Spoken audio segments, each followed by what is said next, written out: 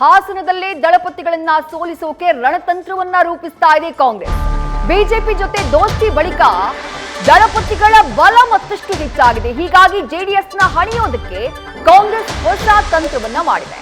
ಹೊಸ ದೋಸ್ತಿಗಳ ವಿರುದ್ಧ ಅಖಾಡಕ್ಕೆ ದಳಪತಿಗಳ ಹಳೆ ಸ್ನೇಹ ಬಳಗವನ್ನ ಪ್ರಚಾರಕ್ಕೆ ಇಳಿಸುವಂತಹ ಪ್ಲಾನಿಂಗ್ ನಲ್ಲಿದೆ ಕಾಂಗ್ರೆಸ್ ಪಾಳಿಯ ಅನ್ನುವಂತಹ ಮಾಹಿತಿ ಲಭ್ಯವಾಗ್ತಾ ಇದೆ.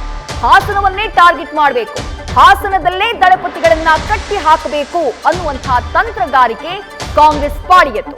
ಅದಕ್ಕಾಗಿ ಪ್ರಚಾರದ ಅಖಾಡಕ್ಕೆ ದಳಪತಿಗಳ ಹಳೆ ಸ್ನೇಹಿತರನ್ನ ಹಾಸನದಲ್ಲಿ ಅಖಾಡಕ್ಕಿಳಿಸೋಕೆ ಕಾಂಗ್ರೆಸ್ ಪಾಳಿಯ ಚಿಂತನೆ ಮಾಡಿದೆ ಅನ್ನುವಂತಹ ಮಾಹಿತಿ. ಮತ್ತಷ್ಟು ಡೀಟೇಲ್ಸ್ ನಮ್ಮ ಪ್ರತಿನಿಧಿ ಮಂಜುನಾಥ್ ನೀಡ್ತಾ ಹೋಗ್ತಾರೆ. ಮಂಜುನಾಥ್, ಹಾಸನವನ್ನೇ ಟಾರ್ಗೆಟ್ ಮಾಡಿ ಹಾಸನದಲ್ಲೇ ದಳಪತಿಗಳನ್ನ ಕಟ್ಟಿ ಹಾಕಿದ್ರೆ ಕಾಂಗ್ರೆಸ್ಗಾಗುವಂತಹ ಲಾಭ ಏನು? ಈ ತಂತ್ರಗಾರಿಕೆಯ ಹಿಂದಿರುವಂತಹ ಲೆಕ್ಕಾಚಾರಗಳು ಏನೇನು ಮಂಜುನಾಥ್?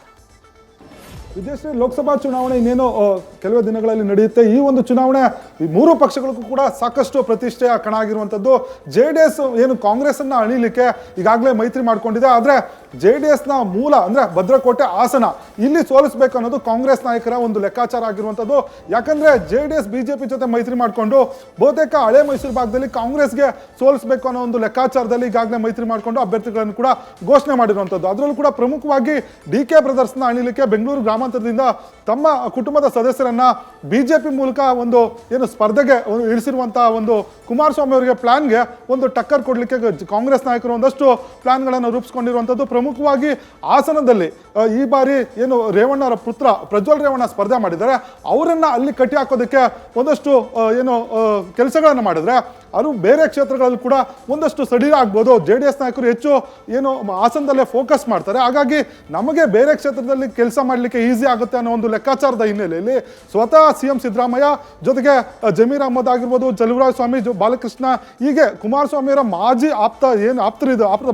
ಆಪ್ತರ ಬಳಗ ಇತ್ತು, ಅವರೆಲ್ಲರೂ ಕೂಡ ಹಾಸನದಲ್ಲಿ ಹೋಗಿ ಪ್ರಚಾರವನ್ನು ಮಾಡಿ ಈ ಬಾರಿ ಕಾಂಗ್ರೆಸ್ನ ಅಭ್ಯರ್ಥಿ ಆಗಿರುವಂಥ ಶ್ರೇಯಸ್ ಪಟೇಲ್ ಅವ್ರನ್ನ ಗೆಲ್ಲಿಸಬೇಕು ಅನ್ನೋ ನಿಟ್ಟಿನಲ್ಲಿ ಈಗಾಗಲೇ ಒಂದಷ್ಟು ಪ್ಲಾನ್ಗಳನ್ನು ರೂಪಿಸ್ಕೊಂಡಿದ್ದಾರೆ. ಖುದ್ದು CM ಅಖಾಡಕ್ಕೆ ಇಳಿಯೋದ್ರಿಂದ ಏನು ಹಾಸನದಲ್ಲಿ ಸಾಕಷ್ಟು ಪ್ರಭಾವ ಬೀರುವ ಸಾಧ್ಯತೆ ಇದೆ. ಹೀಗಾಗಿ ದಳಪತಿಗಳಿಗೆ ಒಂದಷ್ಟು ಟೆನ್ಷನ್ ಕೊಡೋ ಮೂಲಕ ಬೇರೆ ಕ್ಷೇತ್ರಗಳಲ್ಲಿ ಒಂದಷ್ಟು ಸಡಿಲ ಮಾಡ್ಕೊಳ್ಬೋದು ಅನ್ನೋದು ಕಾಂಗ್ರೆಸ್ನ ಲೆಕ್ಕಾಚಾರ. ಹಾಗಾಗಿ ಈ ಎಲ್ಲ ಮಾಜಿ ಆಪ್ತರು ಹಾಸನಕ್ಕೆ ತೆರಳಿ ಒಂದಷ್ಟು ಪ್ರಚಾರವನ್ನು ಮಾಡಲಿಕ್ಕೆ ಈಗಾಗಲೇ ಪ್ಲಾನ್ ಅನ್ನು ರೂಪಿಸ್ಕೊಂಡಿರುವಂಥದ್ದು. ವಿದ್ಯಾಶ್ರೀ, ಥ್ಯಾಂಕ್ ಯು ಮಂಜುನಾಥ್ ತಮ್ಮೆಲ್ಲ ಡೀಟೇಲ್ಸ್ಗೆ.